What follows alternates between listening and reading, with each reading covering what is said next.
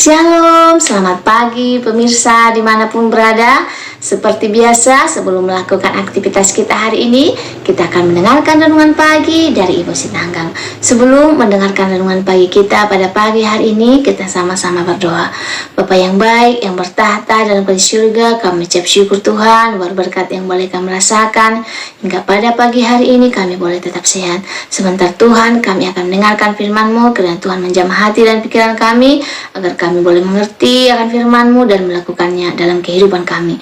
Berkati kami sepanjang hari ini, dalam nama Yesus kami berdoa dan mengucap syukur. Amin. Sebelum saya melanjutkan renungan pagi kita pada pagi hari ini, saya minta bantuan teman-teman untuk tekan tombol like dan subscribe. Jangan lupa loncengnya, sehingga saya lebih semangat dalam menyampaikan firman Tuhan, dan firman Tuhan boleh sampai kepada teman-teman. Terima kasih, Tuhan memberkati.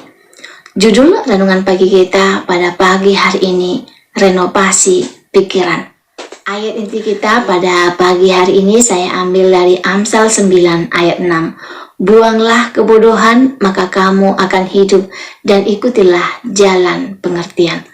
Temanku yang memiliki bisnis kontrakan rumah selalu melakukan renovasi rumahnya setiap masa kontraknya habis, karena selalu ada bagian rumah yang rusak. Entah itu gentengnya bocor, atau cat temboknya yang mulai memudar, atau bagian lantai yang sudah mulai rusak, dan sebagainya. Bangunan yang mengalami kerusakan, meski bila dibilang sedikit dan gak terlalu besar, seperti itu perlu direnovasi agar kerusakannya nggak semakin besar. Gimana kalau gentengnya bocor lalu dibiarin?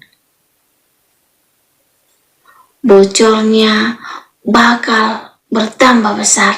Bagian dalam rumah akan menjadi lapuk karena air hujan akan turun ke rumah. Dindingnya juga bisa menjadi bercak-bercak karena rembesan dari air hujan. Karena itu, setiap ada kerusakan, lalu dia melakukan renovasi. Maka dari itu, kerusakan itu perlu diperbaiki. Cat yang sudah usang diperbaharui. Interior desain kalau perlu juga dibuat sedemikian menarik. Renovasi rumah itu penting dilakukan untuk menjaga agar rumah itu dalam kondisi baik. Dan lebih baik dari itu, sebuah bangunan yang selesai direnovasi biasanya juga akan lebih enak dipandang mata. Dan tahukah saudara-saudara, ternyata renovasi tidak hanya dibutuhkan bangunan, tetapi juga pikiran. Renovasi pikiran, ya, renovasi kan baik-baik. Ada nggak ya pikiran kita yang rusak, pikiran kita yang sia-sia, yang nggak benar? Tanpa kita sadari, pikiran kita bisa berisi kecemburuan terhadap keberhasilan orang lain. Pikiran juga sering diisi keluhan yang tidak ada habisnya. Nah, bagian pikiran yang gak benar inilah yang perlu direnovasi, karena tanpa kita sadari, pola pikir itu akan memberikan pengaruh yang besar terhadap kehidupan kita. Murid Yesus Petrus awalnya disebut sebagai si buluh karena gak stabil dan gak punya pendirian yang teguh. Tetapi setelah pola pikirnya direnovasi, ia pun mendapat julukan si batu karang. Kita bisa mulai merenovasi pikiran dengan memperbaiki pikiran-pikiran yang tidak benar. Kalau selama ini sering kita memikirkan hal-hal negatif, sakit hati, dendam, iri, dan sebagainya, ayo kita perbaiki untuk berpikir positif.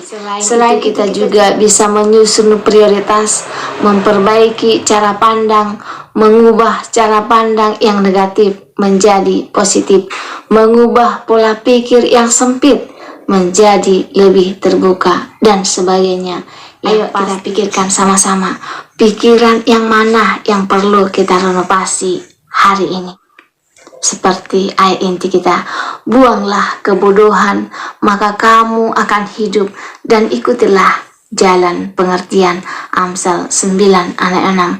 Semoga firman Tuhan pagi ini dapat membuka pikiran kita untuk melakukan renovasi dalam bagian-bagian tertentu kepada hal-hal yang negatif, mengubah kepada hal-hal yang positif. Jika teman-teman merasa terberkati dengan firman Tuhan pagi ini, teman-teman boleh share di sosial media kamu, sehingga banyak umat-umat Tuhan yang merasa terberkati. Sebelum mengakhiri firman Tuhan pada pagi hari ini, kita sama-sama berdoa.